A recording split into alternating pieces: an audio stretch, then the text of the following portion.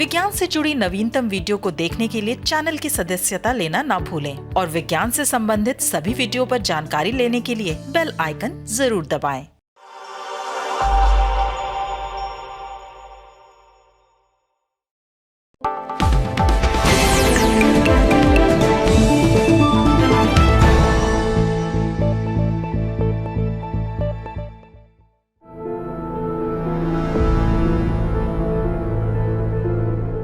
Bulletin कोविड-19 में आप सभी का स्वागत है और मैं हूं आपके साथ अंजलि चौहान।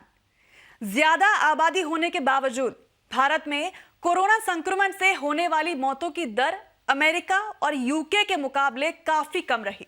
लेकिन इसके पीछे की वजह क्या है?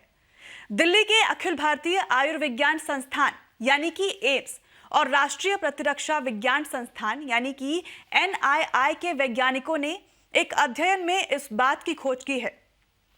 शोधकर्ताओं के मुताबिक भारत में कोविड-19 के कारण होने वाली मौतों की दर में कमी का एक कारण सामान्य जुकाम के लिए जिम्मेदार कोरोना से पहले संपर्क होना भी हो सकता है।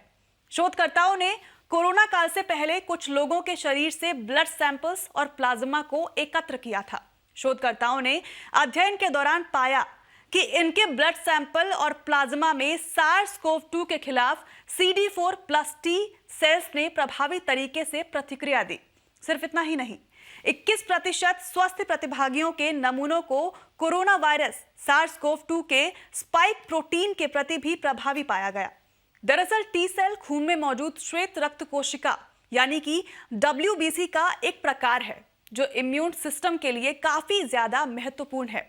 CD4 टी सेल्स को हेल्पर सेल्स भी कहा जाता है क्योंकि वे संक्रमण को बेअसर नहीं करते बल्कि शरीर में ऐसी शक्ति भरते हैं कि शरीर किसी संक्रमण के समय खुद ब खुद प्रतिक्रिया के लिए सक्षम हो सके।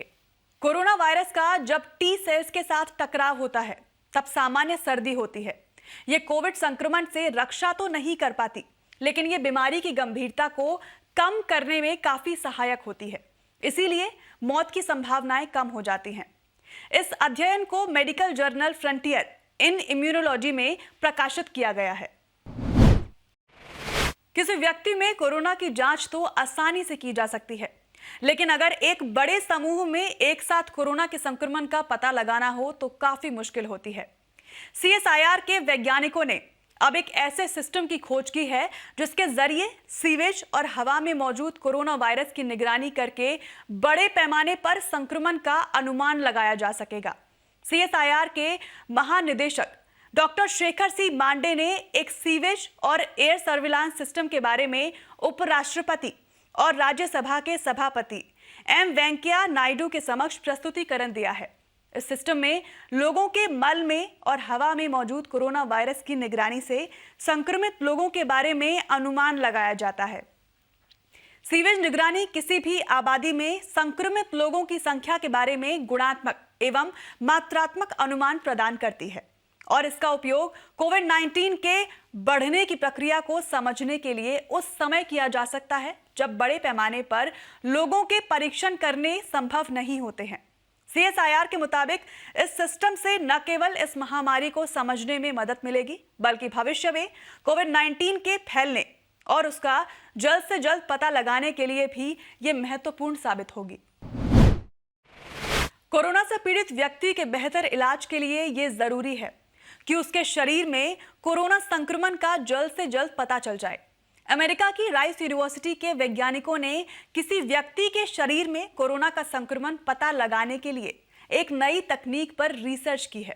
इस तकनीक में स्टेम्प के आकार की एक चिप की मदद से कोरोना की जांच की जाती है। इस तकनीक से महज 1 घंटे में ही जांच के परिणाम प्राप्त किए जा सकते हैं। इस टेस्ट की खास बात यह है कि इसके लिए लैब की जरूरत नहीं पड़ेगी। जितनी आसानी से आजकल ब्लड शुगर का टेस्ट किया जाता है, उसी तरह से ये टेस्ट भी किया जाएगा। इस टेस्ट में उंगली से ब्लड का सैंपल लिया जाता है। फिर वैज्ञानिकों द्वारा विकसित ये माइक्रोफ्लूइड चिप इस सैंपल में SARS-CoV-2 के न्यूक्लियोकैप्सिड प्रोटीन का विश्लेषण करती है। शोध के मुताबिक चिप में जो नैनोबीट्स हैं वो SARS-CoV-2 N प्रोटीन से चिपक जाते हैं और इसे एक इलेक्ट्रोकेमिकल सेंसर तक पहुंचाया जाता है जो बायोमार्कर की मात्रा का पता लगाता है। जांच के लिए शोधकर्ताओं ने स्वस्थ लोगों और कोविड-19 से संक्रमित लोगों के खून के नमूनों से इसकी पड़ताल की है। शोधकर्ताओं ने पाया कि माइक्रोचिप अधिकतम 55 मिनट में SARS-CoV-2 प्रोटीन का पता लगा लेती है। यह शोध रिसर्च जर्नल ACS सेंसर्स में प्रकाशित की गई है। आज के इस अंक में बस इतना ही। बुलेटिन कोविड-19 के अगले अंक में हम फिर हाजिर होंगे। आप सबसे अनुमति लेने से पहले एक विनम्र अनुरोध। विज्ञान, प्रौद्योगिकी, आविष्कार और नवाचार जगत के विश्वसनीय कार्यक्रमों को देखने के लिए अपने मोबाइल पर इंडिया साइंस ऐप अवश्य डाउनलोड करें। और एक बात और, देश का अपना विज्ञान चैनल इंडिया साइंस टीवी अब फेसबुक, ट्विटर, यूट्यूब, लिंक्डइन और इंस्टाग्राम पर भी उपलब्ध है। हमारे कार्यक्रमों के बारे में आप अपने फीडबैक एवं सुझाव हमें ईमेल कर सकते हैं। हमारा ईमेल आईडी पता है feedback@indiascience.in। इसी के साथ अपना बहुत ख्याल रखिए और हमें इजाजत दीजिए। नमस्कार।